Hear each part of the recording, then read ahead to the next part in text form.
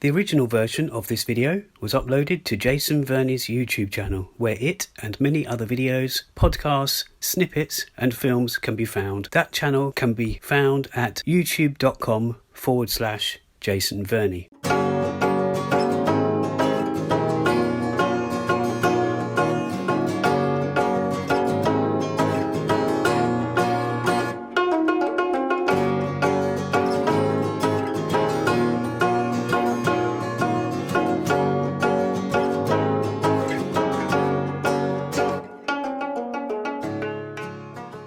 This is the Not So Korean podcast with Jay and Tim. I am Jason VERNEY. As you probably know, and as we always say, we usually record this live in UK's Koreatown itself. That's an area in and around New Malden.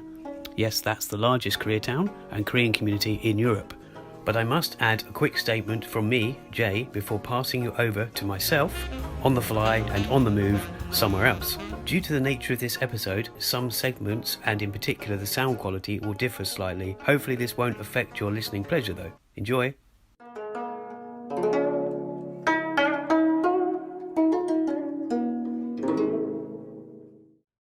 I'm just sitting here with James Turnbull. James Turnbull runs the Grand Narrative, a blog, a website you might have heard of, dealing with Korean feminism, sexuality, that's Korean sexuality, Korean popular culture. And we're both feeling quite full. We've just been for an Indian meal, and bizarrely enough, we went there 10 days ago. It's Bollywood Busan, or is it Busan Bollywood? I always get the two. I just think Bollywood. Yeah, Bollywood, because he's in Busan. So for him, yeah. But ironically enough, a few years ago when we met in Busan, we went the same place, so we've now been 3 times. We're going to talk to James about what he does, what he is sort of thing, his time in Korea, and all that kind of stuff. So, yeah, welcome again to the Not So Korean podcast, James. It's good for you to take the time. Thank you for inviting me. No worries. So, first thing I'll just ask is the Grand Narrative, which is where all your work has stemmed from, I'm guessing. Yeah, centered on, yeah. Yeah. So that only happened when you moved to Korea. And when did you move to Korea? And so how many years ago, I guess, or a year? And also why ending up in Busan, which is where we are now? I came to Korea in May 2000 from New Zealand, where I went to university, but I'm actually from England and I've lived in Australia. It's quite complicated. I lived in Jeonju for 3 years. That was where my English teacher recruiter found a job for me. And that's where I met my wife, who is also from Jeonju. And Jeonju is a really nice place, very pleasant, very pretty. But I was young, my then girlfriend was young. We wanted somewhere a bit more exciting. And we're trying to decide between Seoul and Busan. And Busan is Korea's second biggest city, and crucially, it was close to Jeonju. It's an hour and a half in a bus. So she wanted to be closer to her family. So we came to Busan in 2003, and we've been here ever since. Yeah, I've still yet to go to Jeonju, but yeah, I hope to go. But yeah, that's interesting. So the Grand Narrative. Now, I always wonder if that is the way you say narrative. It is, because I deal with films with a narrative or narrative. I always wonder if that's the right way to say it, but it's the Grand Narrative. So I wondered if you could just tell us a little bit about what the Grand Narrative is. Obviously, it's on social media, it's everywhere, I would say, but what it is, and also why that name. Perhaps I should start with the name first. I was a history and political studies major. A lot of people assume I was a gender studies major or something like that. I did study that a bit, women's studies back then it was, in the 90s. But no, political studies, history, and back in the mid-90s when I was a student, that was just after the end of the Cold War, and all of the comfortable, convenient, big stories, the grand narratives of communism versus capitalism, etc., modernism, postmodernism. Everything was suddenly thrown into disarray, and my lecturers were saying, what is going to be the next grand narrative, what is going to be the story that defines our lives. And, you know, I was a young student, so... and I was young, just not a student. And, you know, 19, 20, 21-year-olds were all trying to figure out life and come across questions and make some kind of sense out of it all. And so that was a grand narrative, just making sense of it all. It just so happened I was in Korea then. It started 2007, but that was the reason for the name. So you mentioned you started in the political studies, but how did that then go to the female and what you touch on is feminism. I can't even say that word. Feminism, Korean sexuality for women, essentially, well, but not sexuality in general. Yeah, in general, and the Korean popular culture. So I just wondered Sorry, you did ask, and no, that's okay. I don't know if originally I wasn't focused on that at all. I just it started in 2007, and I just did it on a whim. Everyone was starting a blog then, and back then I used to think I was smart, so I thought, you know, I should do this too, and I just talked about anything. But within a few years, you know, I realized a lot of people were reading it. Also, 2006, my first daughter was born. 2008, my second daughter was born. And I once went on a 4-week trip to see family in Australia and New Zealand. And my father pointed out just how much time I was spending on this blog. Long story short, I realized, you know, I should stop just writing about things on a whim. I was spending all this time, and for what? I should have a purpose with it. Also, and this more pertains to your question, sorry, Jason. That's okay. That's good. I read a lot of advice back then about how to blog, etc., why do it, and many blogs on blogging advise find your own niche.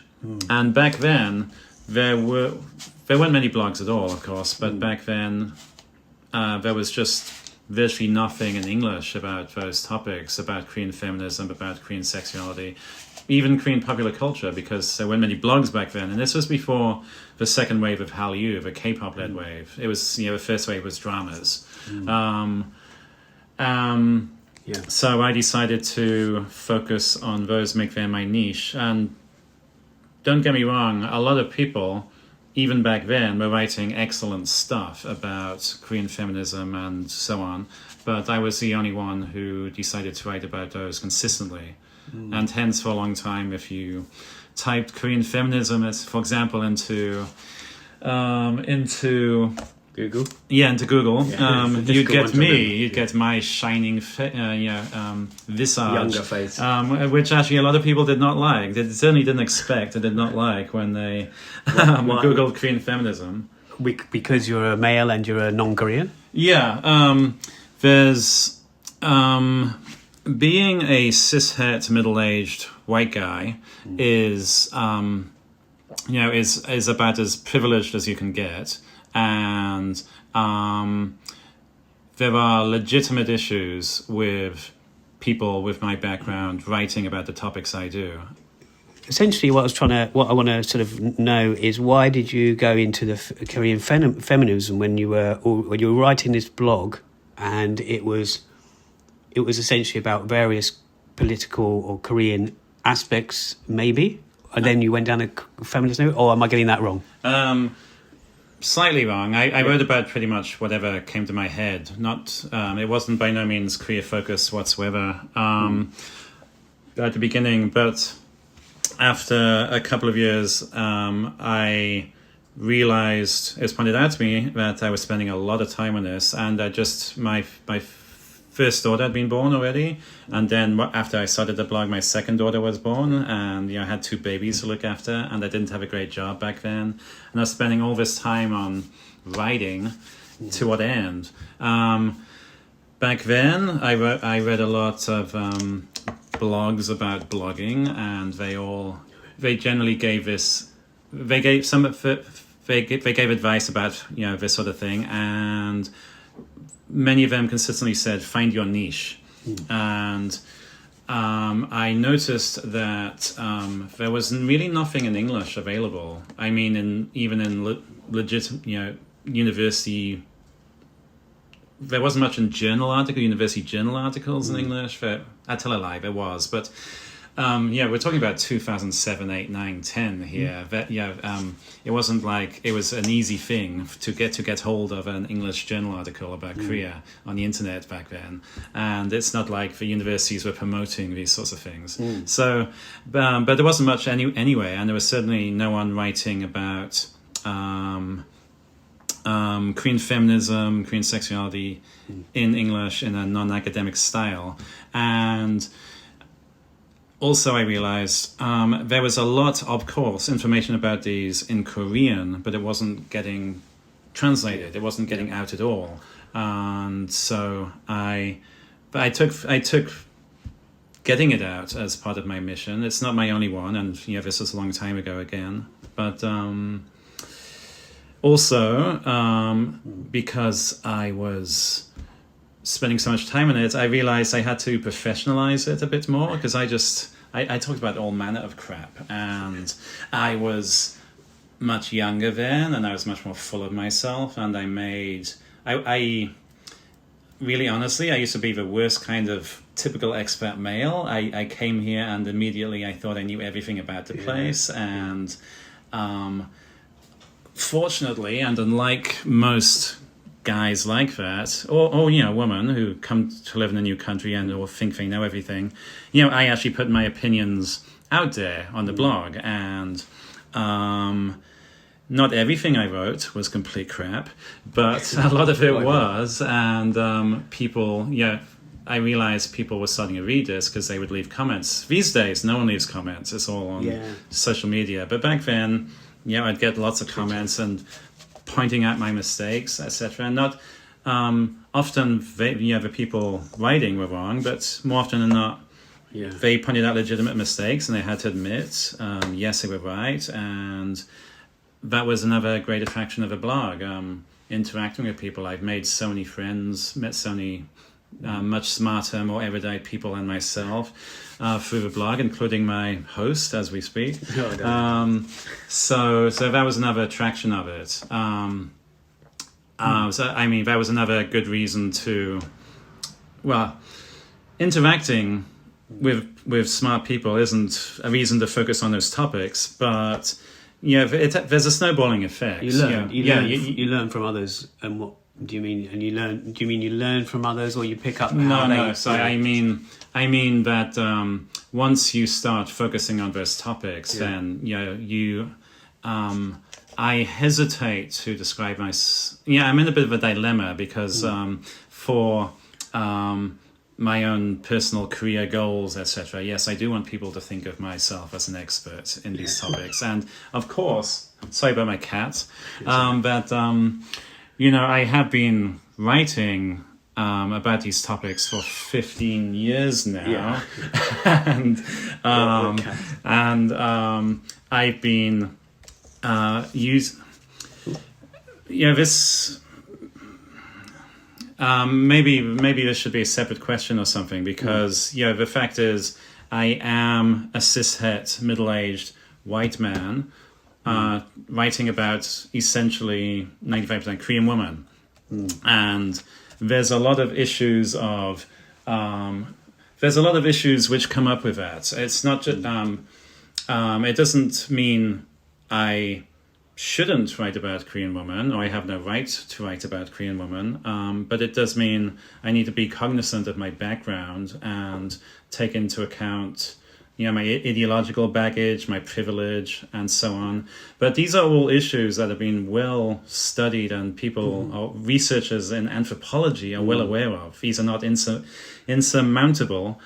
And also, crucially, I do hear people's concerns about me being a white guy writing about Korean women. So to counter that as best as possible, I use Korean sources as much as possible. In fact, although I do still, like I said, I've been doing this for 15 years, and I've been invited to lecture overseas about it. So, I do know a few things about these topics by now.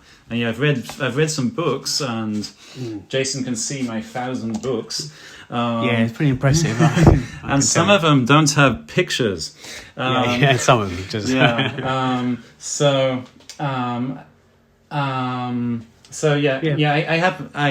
That's the thing. So in addition to me getting information about Korea, which is only in Korean out there, also I can take all of these sources and come to my own conclusions. And I might be wrong about some things, but why not? Why can't I do that? And often, if you do actually read my blog, two important things about it.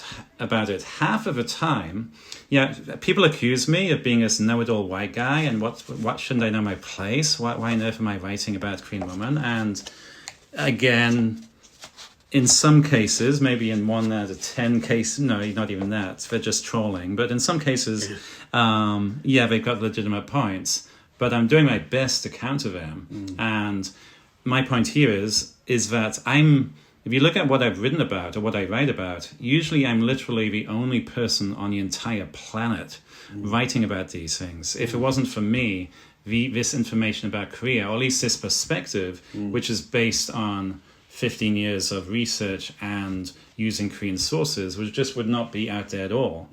And, excuse me, Paul. So we just got interrupted by something the cat was doing. So we'll let James finish what he was saying. So 2 things which define my blog, I guess. The first one I said, I use Korean sources as much as possible. I hear people's legitimate concerns about someone with my background writing about this topic. I hear your concerns, and I try to take them into account as much as possible. And this is something that really annoys me. It used to upset me more, but it's just the internet. And that is, people accuse me of being arrogant and speaking over the voices of Korean women, etc. And it is true that, especially in the past, international media, they would, in seeking someone to speak about Korea or write about Korea, that until a few years ago, most even of the people writing about Korea were white men who were just parachuted into interviewing BTS or someone, or Girls' Generation, and they knew nothing about K-pop, and they were the worst choice possible to make that interview, and they said some appalling things, and I'm just assumed to be exactly like them. My point being, if you actually read my blog, I'm constantly talking about all of these issues. I mentioned, I have problems finding sources. I just don't know some things. I'm aware of my cultural and ideological baggage. I am not. Like I said, I get annoyed being lumped in with all of these people who know nothing about Korea and are just parachuted into writing about a topic they know nothing about. People who actually read me would know the exact opposite. Something important about about the media and Korea, which came up in my mind while I was saying that. I said this was a case a few years ago, but actually now, the notion that only white men are writing about ignorant white men are writing about Korea these days is completely not true. If you actually look at the names of the vast majority of the authors of articles about Korea these days, they're mostly Korean American or Korean woman. The notion of, certainly you still get some ignorant white men parachuted to talk about topics they know nothing about. That's definitely still occurs, but the bulk of foreign media coverage about Korea these days is by extremely knowledgeable, much smarter than me, Korean woman or Korean American woman. So so they have the knowledge and the ability maybe to actually speak about that kind of thing, and they might, ironically, they might even refer to, if they wanted to, they could refer to some of your work. Some have, some have. I will say one thing. I can relate to what you're saying in the fact that I'm a writer and I'm a filmmaker and a podcaster and all these things and a poet and stuff. Mm-hmm. But I do worry as well that I'm saying stuff about Korea and, I'm picking certain things and someone might say, how can you say that? But at least I have been here. I have lived here. I've got friends. I haven't lived here, sorry. I've integrated myself in the community and observed stuff. But of course, I'm not the expert, but I'm just saying how I can relate to that in some ways. Mm-hmm. But I just want to ask two things about that, just to clarify again. So you mentioned, because you had your daughters, mm-hmm. This is the first question. That kind of swayed you going down the feminism route. Did that have an influence or not? Not really. I mean, certainly, no. It was more just my lefty background. My father studied psychology at university, and he had so many social studies related books, and a lot of my majors were history and political studies. I had a very eclectic range of subjects I studied because I kept failing, because I kept refusing to actually hand in work if it wasn't perfect. It does help. Yeah, so I even did some women's studies, papers they were called, in New Zealand, and courses. Okay. So it's more my background, but of course, having daughters helps, and this should not be the case, but it's very much true that having daughters does tend to make men. It's an established fact. It makes men more feminist because than men who only have sons. You shouldn't have to have a daughter to treat women equally or see their concerns, but nonetheless, having daughters forces many men to look at things from their perspective and changes them. Yeah, I've got 4 sisters and a very female family, and I wonder if that plays a part in what I talk about and stuff. But the other thing I want to just quickly ask about, touching on what you mentioned, is the fact that you did translate some articles. Mm-hmm. So by then, whatever that year was, you had already, that helped that you had, if you were just a British person or whatever, British and a non-Korean here, but you hadn't learned, you were just speaking in your own language and hadn't learned any of the Korean, then you wouldn't have been able to translate some of those articles that you were talking about, or papers, was it? No, you mentioned I'm earlier. not seeing your point, sorry. Did having the knowledge of Korean language, by the sounds of things, help in that back then, because you could actually decipher certain words? These days I've already talked about it with you, Jason, but for your audience, these days I translate as part of my job at Dongseo University. In the last few years, I think maybe 5 years now, Google Translate has dramatically improved to the extent that even professional translators, because I'm not a professional translator, we just stick the document into Google Translate, and that covers 90% of it, and the remaining 10% is finding your mistakes, because there still will be some, and putting it into, in my case, more natural English, translate from Korean to English. But back then, the translation programs were terrible. So although it's not like I expect a cookie or a gold star for this, but the translated articles until before 2016 or so, when Google Translate became that much better, they represent, one single blog post could have meant 10 hours of translation, and that's just translating, let alone doing all the writing and trying to etc. Nowadays, I used to have a dilemma, which I've finally resolved, and that is, okay, if I come across some Korean news, which I think more people should know about, but these days, anyone that wants to know about it, they can just, I have it on my computer, and my Firefox, I've got an add-on, I just click on it and it shows it in English. Well, you can get these from any browser, Google Chrome, or etc. But So why should I? So should I even bother translating this? Because well, this brings up one other thing. One is that in the past, especially about when I started translating stuff about K-pop, again, I might be the only person translating it at all. But once K-pop really took off, then I just stopped translating stuff about K-pop. People would translate it instantly. But anything non-K-pop related, Korean sexuality related or something like that, then anyone, because there's so much more interest in Korea now, and anyone could find it and just quickly press that add-on button and see what it meant. They don't need me to translate it. So and also I was busy. Life is tough. So I was in a dilemma, should I translate it or not? Usually I wouldn't, but I'm finding now that just because there's some Korean news out there, it doesn't mean that people are looking at it and it doesn't, there's no, certainly people might privately be translating it with their button on their browser, but it doesn't mean if they are, they're not talking about it in English.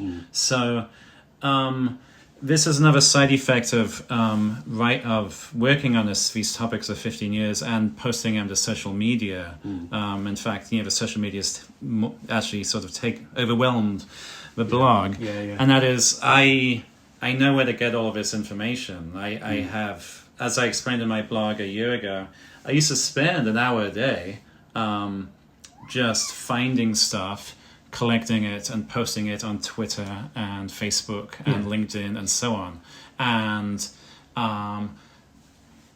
at least an hour a day I was doing that. And instead of writing, which I realized I had to stop, and I told everyone, that's the case.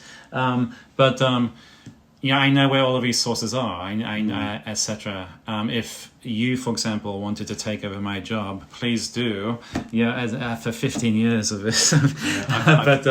But if you wanted to start from scratch, getting all of these sources, which I have, and getting all of these RSS feeds, etc., it would probably take you 2 or 3 hours a day. Albert, shush.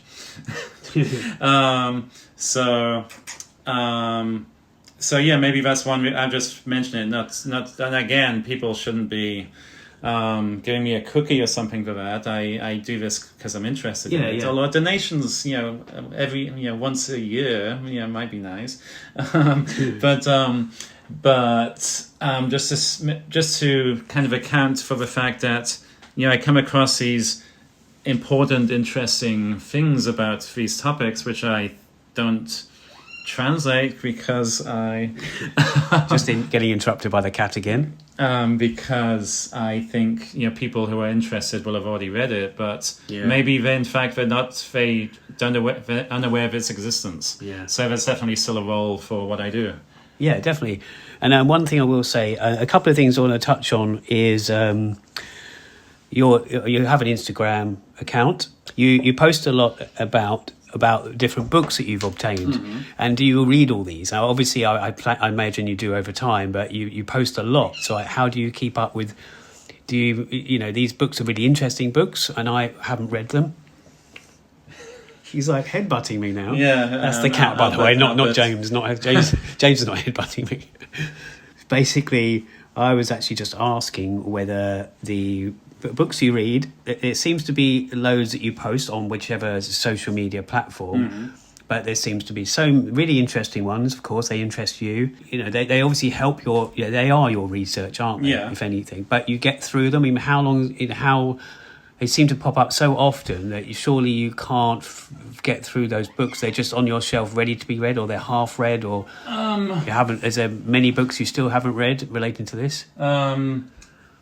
Well, I post when I get a book because I'm happy to receive it, and there may be several months before I actually read it. But I have a book club on associated with my blog now. It's just been going for a year now, nearly, and we just look at Korean literature, and that's been great because although it's a very small book club, I've met people again, much smarter and much more knowledgeable about Korean books than myself, and it forces the fact that specifically with the fiction books, the fact that I have to come up with smart sounding questions to lead the discussion, the meetings, which we have 2 a month now, and the fact that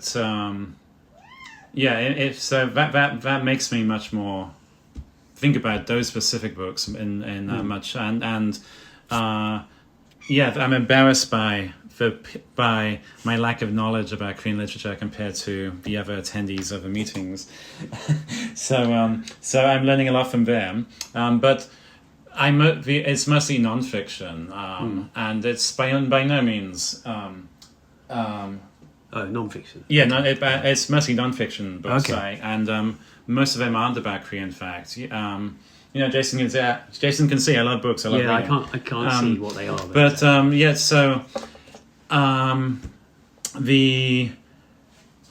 read them. I can show you the book I just read. It's full of post-its. Hello, Albert. No, I believe you. Right. But the thing about books is that I have very little experience of reviewing books. Yeah. So that's why I've barely given any reviews on my blog of books. Yeah. But I'm changing because I have very little experience of doing proper book reviews, and I mean to start those eventually. But in the meantime, this is something that came up recently. Yeah, there's a lot of Tumblrs I follow where the person just says, I'm reading this book, here's a paragraph, the end. And I can't... Originally, I couldn't imagine myself doing that because I thought it's just a way of saying, look, I'm reading this book, look how smart I am. I haven't actually said anything original about it. I haven't commented. It's just... So I couldn't see myself doing that. And I actually still can't see myself doing that. But I'm reading these books and I'm learning so much from them. And the book I just finished, it's can I just grab it? I'll be 10 seconds. Yeah, of course. And while James is doing that, it was quite funny just now because James was sitting there stroking one of his cats. I think it's Albert. And he was just like... James reminded me of a James Bond villain there stroking his cat. I have a shaved head, yes. Yeah, that as well. But it wasn't necessary for that, but maybe. So this book is full of notes. I can see it here. It's called Working Out in Japan, Shaping the Female Body in Tokyo Fitness Clubs by Laura Spielvogel. Yes, I guess. And there's loads of markers. Yeah, there's loads of 2003. Yeah, and there's loads of markers in the pages. Post-its. They're tiny ones. They look like long post-its. Are they? Yeah, they're post-its but cut up. I see. There's loads of things. He's got references. I guess he's. But so you'll talk about that in the book clubs. No. That's we separate. Only do Korean literature in that. Okay, there's a lot of amazing things in this book, but there's so many. How can I condense all of these? And these are just post-its. I took photos in the subway when I didn't have post-its on me.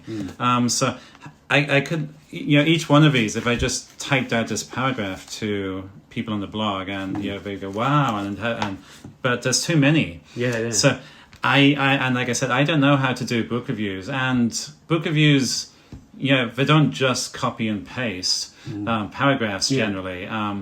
Well, for good reason, but it also means unless you read the book, then you're missing out. So I have started, this is a very recent thing. Okay, so there's lots of great things in this book, hence all the post-its, and I want to save them, but there's too many. And I have very little experience writing book reviews, so what happens? I generally don't write anything about all of these amazing books I'm reading and all of these amazing things I'm learning. And that makes me come across as much more cynical and critical of Korea and Korean feminism, sexuality, popular culture, etc. than I am. I love studying these topics. I love learning about them. And like I said earlier in this interview, I was sort of the most insufferable, typical white male expat who comes to Korea and after 2 years thinks he knows everything about the place. Now at 46, and I'm 46 years old now, but much earlier I realized I knew barely anything, and I still have so much to learn. But it's amazing learning, and I learned so much from this book. And I want to share that enthusiasm with people. So that I am going to start I'll never just copy and paste a paragraph, that's it. But I will say, check this out. I liked it because of this reason. This links to this, this, and this, and this, which I've written about already. And that's another reason why it's so... So this book, which is working out in Japan, how will that... Now, obviously, it's to the female body in fitness clubs, or that's what it's subtitled, that's what it says. But how does that come into... we don't want to go into this book in this podcast, but you'll find similarities with Korean culture and women? Extremely, yeah. For example, I've written about... in Korea, if you're a woman, having thick calves, the muscles on your legs is very much a no-no, and so it's some women have operations to physically cut the muscle and fat out of their legs, and there's ads. And there's ads which shame girls for one. It was a few years ago. I don't remember the specific product being sold, but in the ad, and ads are a much bigger deal in Korea than, that's a whole other topic, is the athletic-looking female high school student was walking up a hill every day to get to school, and then she looks back at her legs and, oh my God, my calves are so big. And this book, it goes into... Japanese? Yeah, it's about Japan. Yeah. And... by all means, Japan is not Korea, but there's Japan and because of their colonial history, etc. There's a whole other topic. Japan and Korea are much closer, much more similar than England and France, and even America and Canada. And in this particular case, they share that beauty ideal for women with thin calves, and she goes into that. For example, I haven't attended a gym in Korea in 20 years, but he does jog because he told me earlier. But I noticed a certain gym culture in Korea then, and this was written in 2003, and she writes about how it was the same in Japan, and she writes about Laura Spielvogel. She's a very academic because she was actually a qualified aerobics instructor. Right. So she worked. This is mostly about. There's a heavy aerobics component to this. Book, and she worked in these companies as an aerobics instructor. So she was in the back rooms. She was always treated as a foreigner, but she was actually an employee and also treated as an employee. And she showed how gender relations and unequal gender relations, which you find in, we associate with sort of, jaebol in Korea or salary men kind of positions, etc., how they're actually replicated and reproduced and socialized into the employees within even a Japanese health center or health club, fitness club, which you would think would be very far removed from the large corporations which we typically associate with gender inequality in Japan and Korea, perhaps. She demonstrated how this was gender inequality was maintained and maintained within her workplaces. And I've seen myself how even at slightly innocuous things actually maintain gender inequality within Korean universities, which I've read about.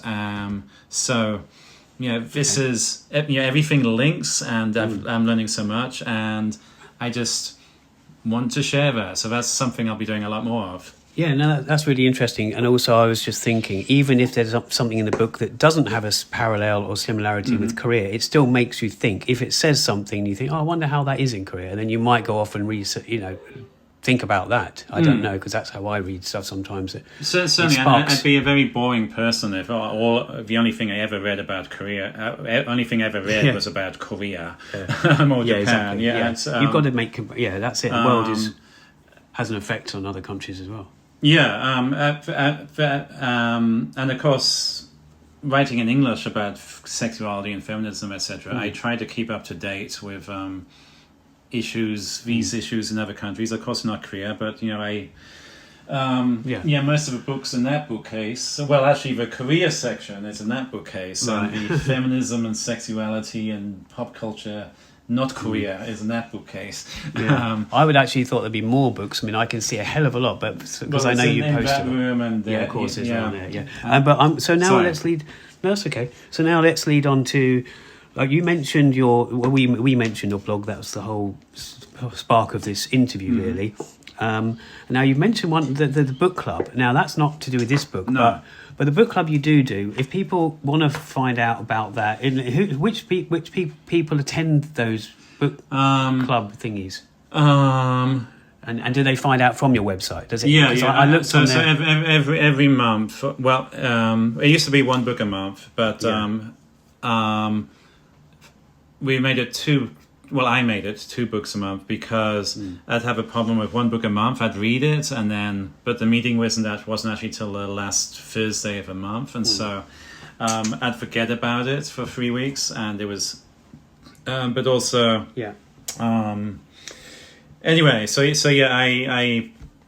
I tell people well in advance what the next book is, and to give them a chance to order it and get it delivered and read it, and then I post the questions. Where does this take on part? my blog, and we do it on Zoom. Zoom, that's Zoom, right. Yeah. And the first meetings, well, I said from the beginning, I think 12 would be the maximum. Okay. But in the first meeting we had 7, but after that, generally 1 or 2. One or 2, not including myself. Yeah. But people who are in other book clubs, they assure me that that's quite normal. I don't feel bad that there's 12 people. A lot, the more the merrier. So if people want to join, to avoid trolls, of whom I have many, and who would be quite happy to set up some sock account to try to get on, then you shoot me an email, and then if in the rare case, you email me, I put all the details, and if I don't know you, if you don't have an obvious social media presence, and if you could just prove that you're you, then you'd be more than welcome, and I would give you the Zoom meeting details and everything.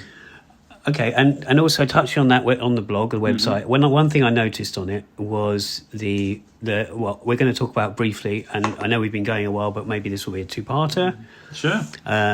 This particular interview, or even this interview, or this episode. But I noticed on there, well, first of all, there's quite a lightheartedness in what you don't do and don't accept. For example, students wanting to have their work checked and read and stuff like that, because their teachers should be doing that. So I thought that was quite amusing and truthful. I used to say, your teacher, I understand. Well, they're just being. I'm not unfriendly. I've helped people too much, and I point out, they're actually your tutors. Actually paid. They're not paid enough, but they do get money. I have had some ridiculous requests. Oh, right. Please edit my thesis. And probably for nothing.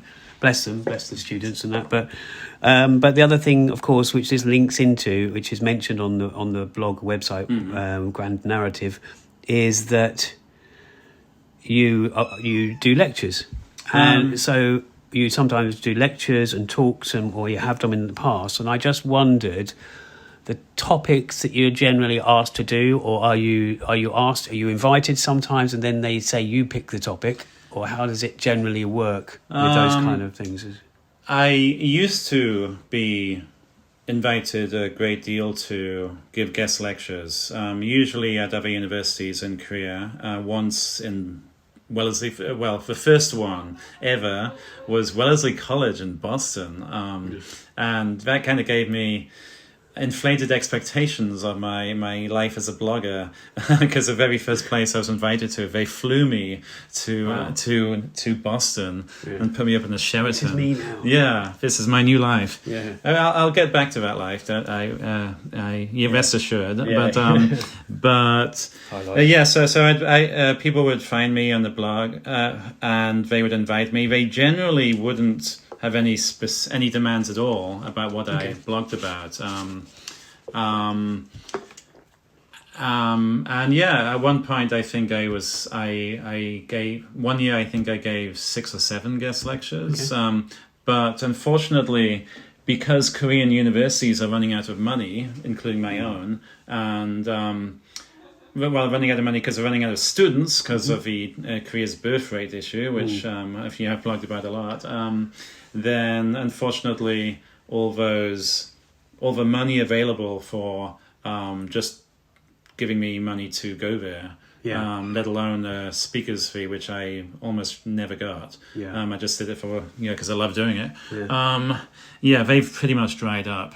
Well, hopefully they'll pick but up again on different angles. I taught summer school at Hanguk Wede in Seoul for 4 weeks, 6 weeks, which I really loved, and I learned a lot from doing it myself for my students.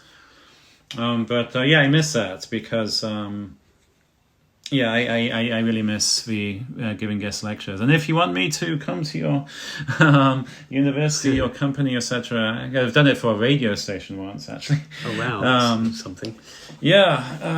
Then just get in touch. I'm very cheap. All I need, please, is maybe is what some money. I need some money to get there. For transportation. Maybe some coffee, some food. Yeah, coffee's always good. Maybe accommodation. But I was going to say, we'll round this interview off because we could talk hours about this, and we could talk about, the femininity, sex trade in Korea. We could talk about K-pop, as we've touched on earlier, but we haven't really touched on it. And actually, talking about lecture, and you just said a radio show. You did a radio show. Not a radio show, no. Sorry, I maybe gave the wrong impression. It's been about 3 or 4 years now since I was on BFM, the Busan radio station, but English radio station. But I have been on there something like 18 times, maybe. Wow. I lost track, but like I said. Not for 4 years. Maybe I offended someone. Yeah, I'm sure you did. I know, I'm just joking. But you won't. But it wasn't. BFM used to have a sort of group of smart people who liked hanging out and giving lectures in a sort of restaurant to each other, etc. And so once I gave one, unfortunately that kind of dried up as well. Well, right. Well, the reason I was saying that was because you mentioned that, and because you could do a lecture, and as we can see and hear. Rather, you talk at length about all kinds of things. So we could easily put a microphone in front of you and just let you lecture to our audiences. That's just yes, sir. I'd love to. Half joking. I'd love to. I've done a few Zoom things on Zoom. Like even audio. You could just sit there with this and go. Read your paper. But it's just as probably these Zoom days would be better because I gave a lecture. Last year on Zoom, but for various reasons I couldn't actually see anyone. Technical reasons. Yeah, technical reasons. So that was weird. Yeah, it was weird, and it wasn't. I didn't present myself in the best fashion. Yeah, because you're worried about who's there, who's out there. You don't even know if it's actually genuine. I don't know. You don't. I knew they were there. We had audio, but I literally could not see anything. I was just speaking to my PowerPoint. Well, some people say picture your audience naked, but not literally blanked from the screen. You need something, right? Yeah. So there's 2 things I just want to end this on, really, and that's because I really wanted to ask you about this, and I've only thought about this earlier today. So femininity, sexuality, Korean sexuality, Korean pop culture, and one thing that kind of came to mind was transgender identity. Now, I wondered if you've touched on that or you don't intend to. It's just literally feminine. But, well, the reason is, I mean, maybe you'll cut this out, but the reason is, Korean sexuality is such a broad topic. Yeah. So again, it should cover it. You really. have to find niches within niches. Yeah. So I mean, this could be part of the interview as well. For example, like sex work. There's a researcher called Matthias Lehmann from Germany, and I forgot the name of his blog. Sorry, Korean Sex Work Project or something. Okay. If you type in Korea sex work, you'll come across him and his blog, and it's a bit he's no longer working on it, but he's very much the expert on Korean sex work. So I would not, I just avoided that completely because and similarly with Korean LGBTQ issues and transgenderism and so on. And there's people doing that already as well. Yeah, there are. And Todd Henry, I think he's an academic at Hawaii or California, but he until this when I gave my lecture, I did summer school on gender studies in Korean gender. It was I gave a lecture on LGBTQ in Korea, but this was 2017, and there weren't many sources about those in English in Korea. But I think 2 years ago now, he wrote a book about that, and it's quite good. And so I defer to the experts. That's the thing. If I know nothing about a topic, and there's so much more smarter people than then I'll And even if there aren't more smarter people than you, there are smart people that know things that you don't yet know. So exactly. But myself and James have actually last time we met about 10 days ago here in Busan, South Korea. We did talk briefly about the Korean sex trade and also K-pop, but it's for another episode really. But there's different aspects to that. It comes from war, but also it's kind of independence and all kinds of things, the male society. But the last thing we've come down to now, I think, apart from the ending where we'll just give you the board, he's falling asleep. Niche, you mentioned niches a few times, and one I was interested in particular is because it's a person I've interviewed is Kangyu Garam, or Garam Kangyu, and she's a filmmaker. She makes documentaries. She was part of a few directors who made a film called After Me Too, and it hasn't been played that many places. It's been shown only in Korean, I think, most places. And I spoke to the director recently, but you were one of the people that did see it, and you did say something to me about it opening up another niche for you, and I just wondered if you would just be able to just elaborate on that, if you want to just if it's possible. Certainly.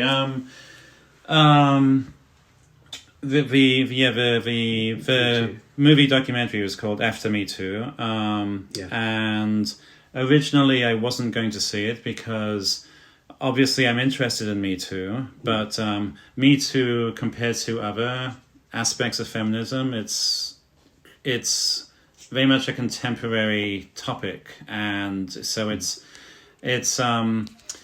there's a voluminous literature on it already, and this is again for me it's again been one of these topics where I've realized that it's not in my best interest to pursue it because I'm very privileged as a cishet white man. I have very few of those issues at my university, although I say that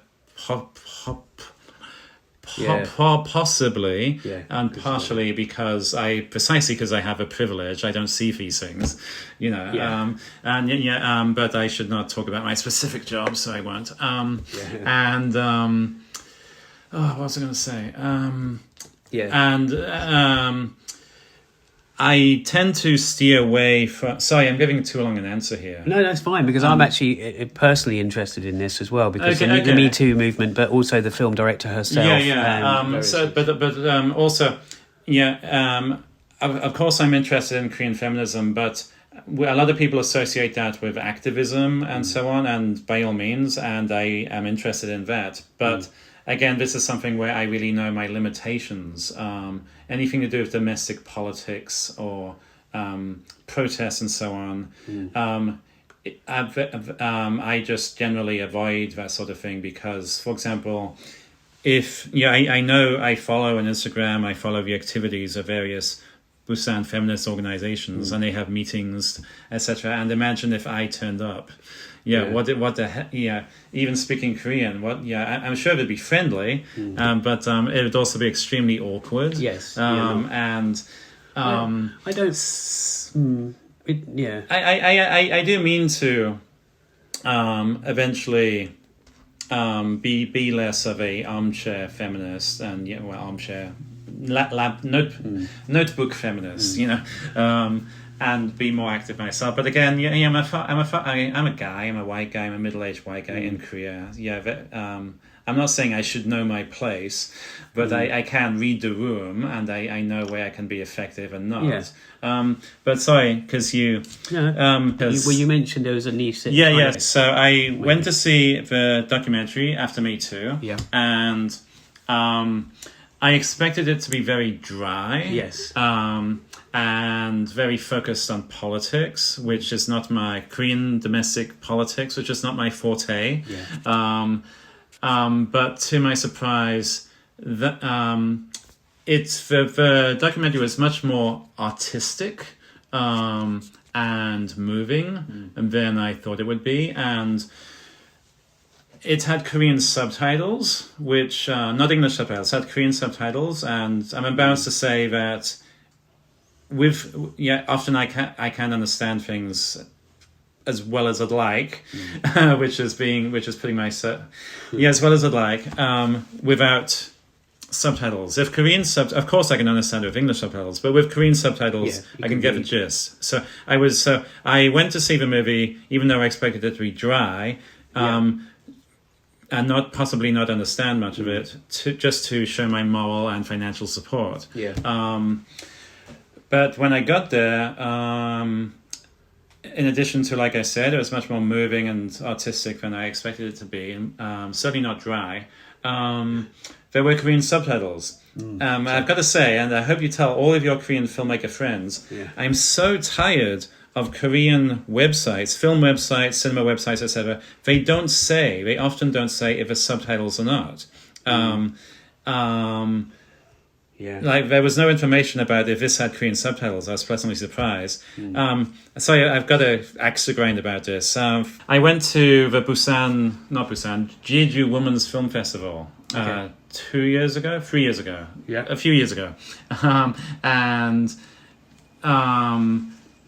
In all they don't have much money. It seemed to be a bit of fly by night, which is no criticism of them. Yeah. But just finding out if certain movies had subtitles or not, because my friend, he couldn't read, his Korean was not good enough to understand just Korean or Korean subtitles. He needed English.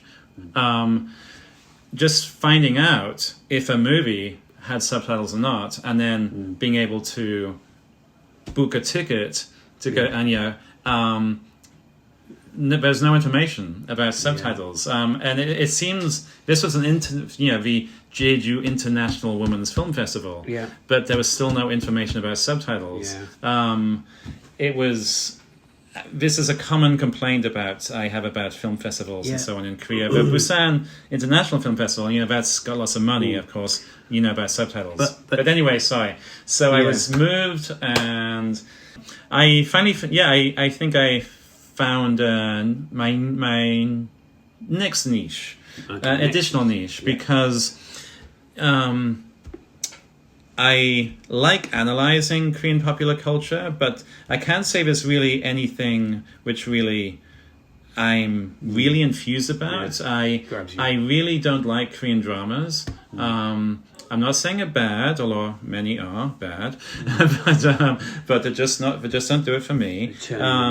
I haven't really liked Korean movies in general. In fact, the more popular something is, it usually means the less I'm likely to like it. And I was into K-pop for a while, but the thing about indeed, I covered a book chapter about K-pop, but and Stephen Epstein and I, we analyze 100 girl group songs to write that chapter. So for about 6 months or a year, I could sort of consider myself a bit of an expert in K-pop. But K-pop is very fast moving, and most of it I didn't like. I only got through those 100 songs because I was listening to dance remixes and not the originals. If you believe, certainly if you claim to be an expert on it, whether you believe it or not, or if you have imposter syndrome or not, or whatever, you have to follow a lot of it. And there is a professor at Busan National University, Sida Boseji. She's known as a K-pop professor. She's very well known on Twitter and Facebook for her encyclopedic knowledge of not just K-pop, but Korean popular culture. And she has pointed out, and quite rightfully so, that being an expert on Korean popular culture is a lot of work. And you have to familiarize yourself with all the new dramas coming out, all the new movies, all new K-pop songs, and many of them you may not like at all. But you have to know what people are talking about. And but she loves her topic. And so she has enough of a love in her subject to sustain herself through. I'm very much putting words in her mouth, sorry, so forgive me if I've made a mistake in a sense, but that's why she's so knowledgeable about her subject. No, it's a niche. Korean popular culture. She knows so much about it, and I'm jealous of the fact that she. I'm jealous of her love for K-pop, for Korean popular culture.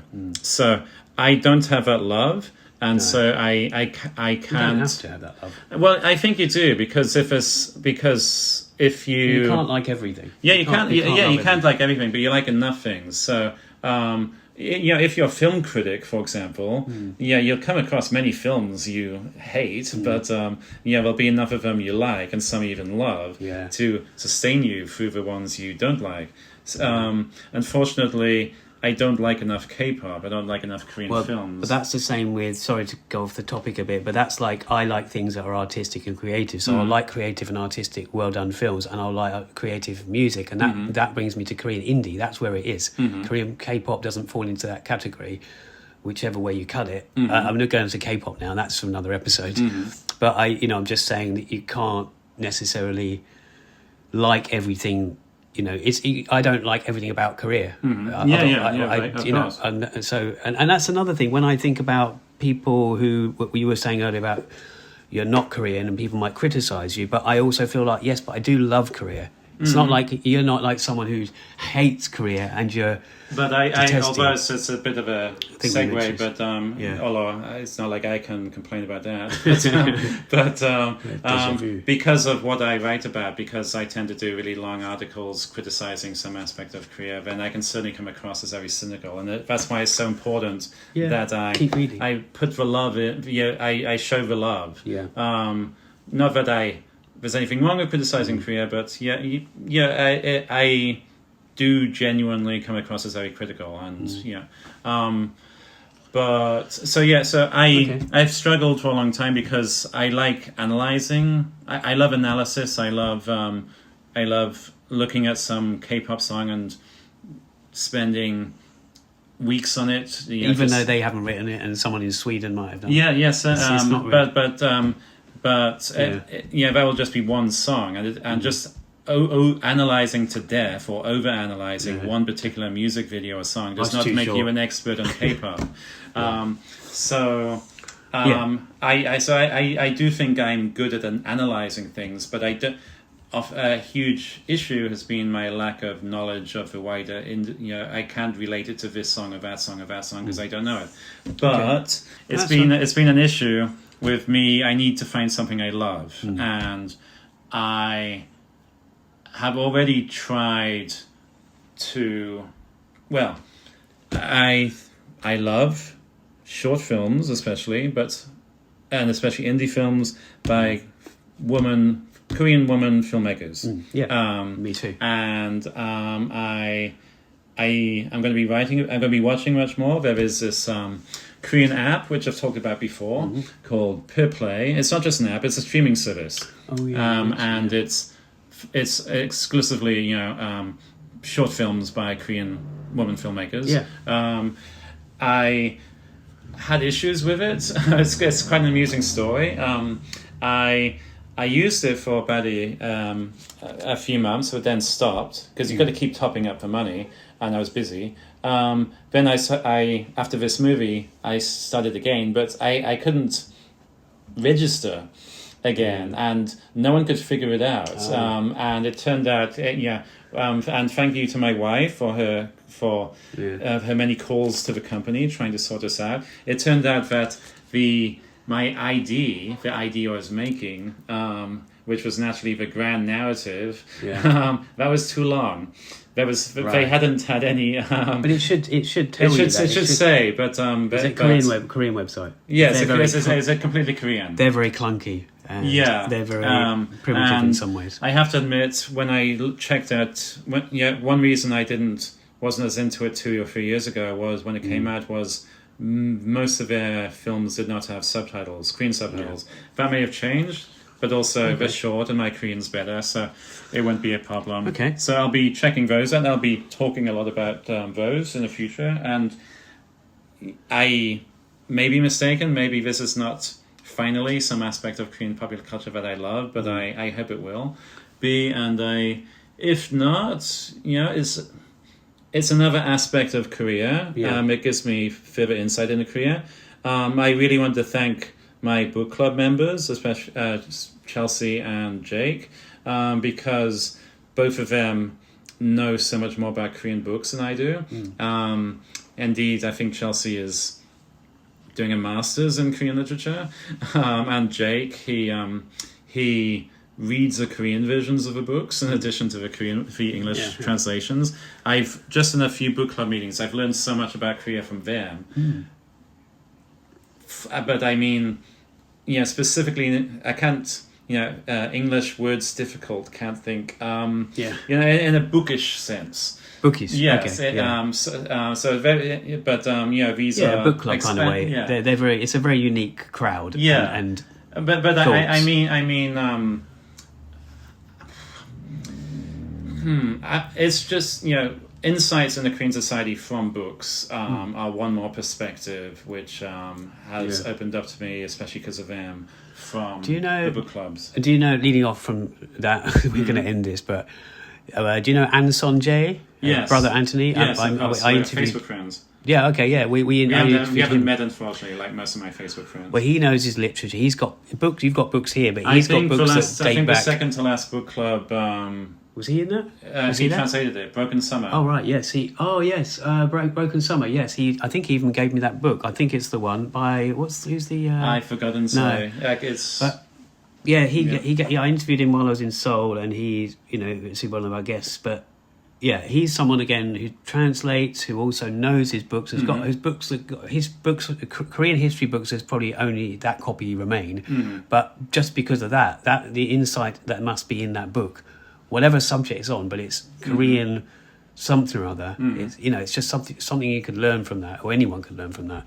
I just feel, and you just nodded to the fact that you know about, like you said, subtitles, because my short film, which is not Korean. I'm not a Korean director. I'm not a woman, but hopefully you can see it because it's got Korean languages Korean language and English language, and it's Korean subtitles coming. And English subtitles on everything. But I was going to say, myself and Tim, we were looking at doing short interviews for this second series, but I want to do long ones where it's really informative, like this interview. So I appreciate your time. And where can people find the Grand Narrative? The website link is thegrandnarrative.com. Yeah, because your email address is at something else, isn't it? It's at another domain. Yeah, they'll find out the website. I have my contact details. It's on and I have a Facebook page for my blog, which is also the Grand Narrative. Facebook, blah blah blah. The Grand Narrative of Korea, I think. And Instagram. I'm maybe making that into a group instead of a page for various reasons. That's a good idea. Yeah, or both. We've got both. It's a whole other Facebook algorithm issue, which is not very interesting. Yeah, we've had things where we've got Not So Korean podcast page and group, and yes, it does cause some probably algorithm and search issues. And I'm on Twitter. Unfortunately, under @James Turnbull instead of The Grand Narrative. Yeah. And LinkedIn, although LinkedIn is not my favourite. No. You said Tumblr as well. I don't know. I follow a lot of. I follow Tumblr, but I'm not on Tumblr myself. And Instagram, I think I'm a Grand Narrative as well. Yeah. But Instagram is private because I've taken a few shots from my, of the Busan night landscape. Is that the right word? Night view, cityscape. Yeah. But I do have some trolls with major psychological issues. Yeah. They'll see one thing and they'll be like, "You were saying this, but you've gone and taken no, this." No. It's not so much. I mean, I've had threats to me. Right. And although in practice, if anyone really did want to physically harm me, it's very. It's not like I keep my university a secret. It'd be very easy to find me. But let's hope. At least they don't know where I live, and I have children, and I've been very fortunate with my trolls because they started harassing me gradually, and it's never pleasant, but it wasn't like overnight I became an internet pariah or anything like that. It's a very gradual thing, and so I'm used to it now, and I know how to deal with it. But I don't want my children to be exposed to that. No, that's right. It's not something. Yeah. And it's just trolls being trolls. Yeah. It's not. It's not. They can start researching this stuff themselves or doing something. Knowledgeable like you're doing. Doing something useful with the. I mean, I'm not saying they're not the trolls. I don't know these things. I know. Yeah, 99 out of 100 trolls, but it's got nothing to do with you. It's just it's internal anger and other issues. Okay. So is that so Instagram, Twitter. Look down. The cat's just joined us for the final. Facebook and the blog and We'll put links when we do get this episode out. We'll put links underneath in the description. Great. I hope this might be the last time I see you before I go off back to after Jeju. But I'm going to come to Korea more, as I've said to other people, and so really appreciate that. Really appreciate your time, and myself, James, and is it Albert the cat? Albert, this one. Elliot. We say goodbye and we'll sign off. So back to the studio then, I guess. See ya.